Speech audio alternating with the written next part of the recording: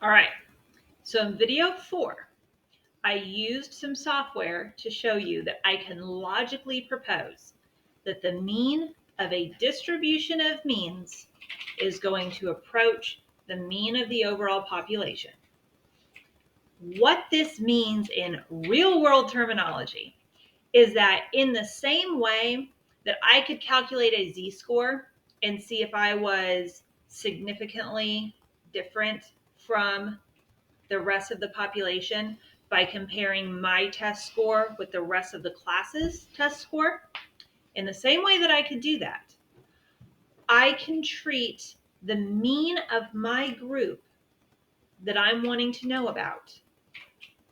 I can treat that as a number that I can do a similar z-score formula with and get a z-score, okay? And see if they are significantly different. So that procedure of saying my score minus the mean over the standard deviation, I can do the same thing with one caveat. And this is where I want to use an alternate formula because your textbook makes it too hard. There is absolutely no reason you need to calculate the variance first. You're not going to use that in actual analytical statistics. If you go into, I've never calculated a variance before calculating a standard error. It's not normal procedure. So let me give you a simplified alternative to this, okay? So we were talking about, and remember when we calculate z-scores, our strategy is that I subtract the mean from my score and I divide it by the standard deviation, right? How far away from the mean am I? And what does that mean in terms of steps from the mean? We're going to do the same thing here. How far apart is my group from the mean, the population mean? But instead of dividing it by the standard deviation, we are going to use a special number called the standard error. What the standard error represents is it's taking the standard deviation of the population, but it is also keeping in mind that we are working with subsets of groups within this, okay?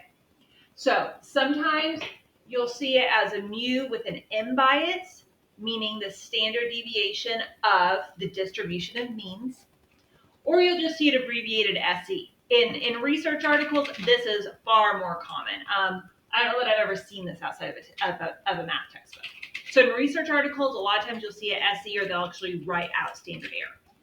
So the formula for this, finding the standard error so that you can find the z-score of your mean, is you're going to take the standard deviation of your population and you're going to divide it by the square root of the number of cases you're considering, the number in your sample groups.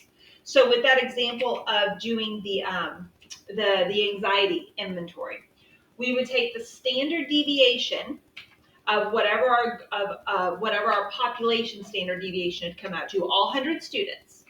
We would take the standard deviation among those 100 students, and we would divide it by the square root of 30, because 30 is the number we would be proposing that we would be taking in each of these groups of students we'd be comparing, right, for this hypothetical distribution of means. So this is an important formula as we work through these examples, because instead of dividing by the standard deviation, you are going to divide by the standard error.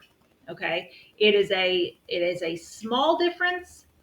I'm not going to make you understand the theory behind it for the purposes of this class. I'm good with you knowing that that's what you do procedurally. If you want to read more about it, I can definitely give you some resources, but we're trying to keep this as simple as possible. So the last video, well, it'll probably take a couple, but we're going to actually work through these examples in your textbook step by step and try to get this where it makes sense to everyone.